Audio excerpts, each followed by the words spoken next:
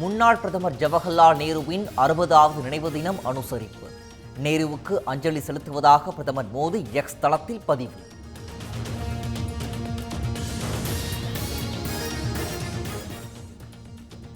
முன்னாள் பிரதமர் ஜவஹர்லால் நேருவின் 60வது நினைவு நாள்.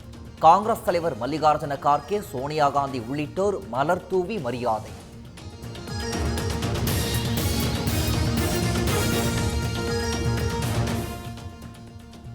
கோயபிள்ஸ் கொள்கைகளை நம்பியே ஆம் ஆத்மி கட்சி செயல்படுகிறது. பாஜக தேசிய தலைவர் JP நட்டா விமர்சனம்.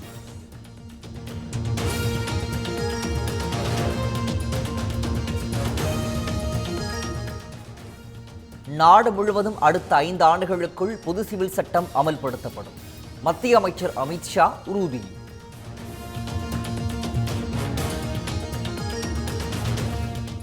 இடைக்கால ஜாமீன் நீட்டிக்க கோரி அரவிந்த் கெஜ்ரிவால் மனுவில் உடல்நலம் காரணம் காட்டி கெஜ்ரிவால் கோரிக்கை.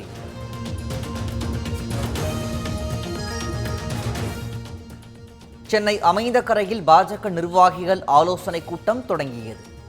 ஏராளமான முக்கிய நிர்வாகிகள் பங்கேற்பு.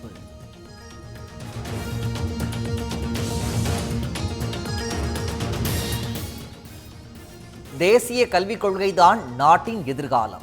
துணைவேந்தர்கள் மாநாட்டில் ஆளுநர் RN ரவி உரை.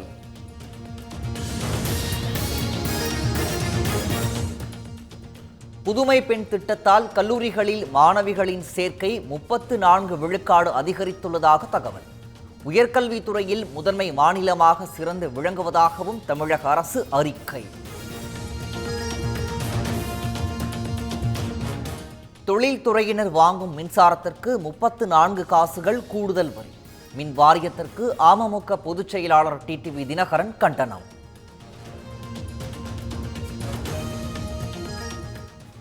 தனியாரிடமிருந்து தொழில் நிறுவனங்கள் வாங்கும் மின்சாரத்திற்கு கூடுதல் வரி விதிக்கும் திட்டத்தை தமிழக அரசு கைவிட வேண்டும். பாமக தலைவர் அன்புமணி வலியுறுத்தல்.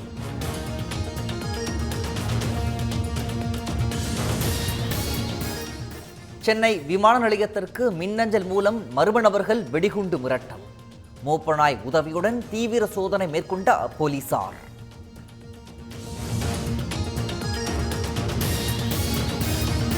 பட்டதாரி வட்டார வள மைய ஆசிரியர் பணியிடங்கள் சான்றிதழ் சரிபார்ப்புக்கு தேர்வானவர்களின் பட்டியல் வெளியீடு.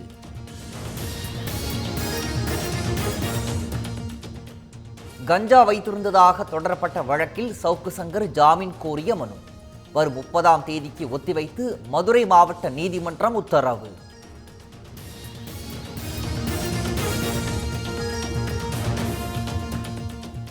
நெல்லை கிழக்கு மாவட்ட காங்கிரஸ் தலைவர் ஜெயக்குமார் மரண வழக்கு. கடிதத்தில் குறிப்பிட்ட 32 பேருக்கு மீண்டும் சம்மன் அனுப்பிய CBCID அதிகாரிகள்.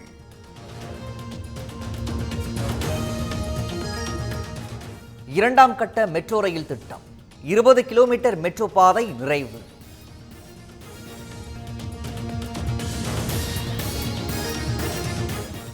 நாமக்கல் மண்டலத்தில் 27 நாட்களுக்கு பிறகு 20 காசுகள் சரிந்த முட்டை விலை. கொள்முதல் விலை ₹5 60 விலை நிர்ணயம்.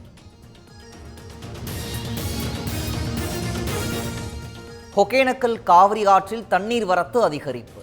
வினாடிக்கு சுமார் 3500 கன அடி தண்ணீர் வரத்து.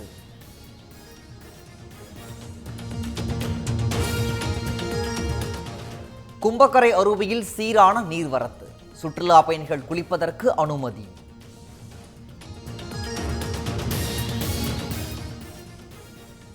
திருப்பரப்பு அருவியில் குளிக்க 8 நாட்களுக்கு பிறகு அனுமதி. கோடை விடுமுறையை ஒட்டி சுற்றுலா பயணிகள் வருகை அதிகரிப்பு.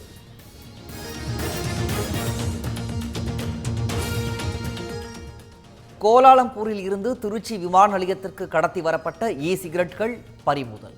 பையனியை கைது செய்து விசாரணை.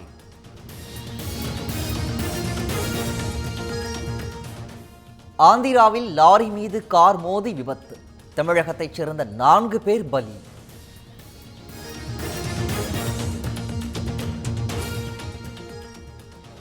மகத்துவமிக்க தாய்ப்பால் விற்பனைக்கு அல்ல.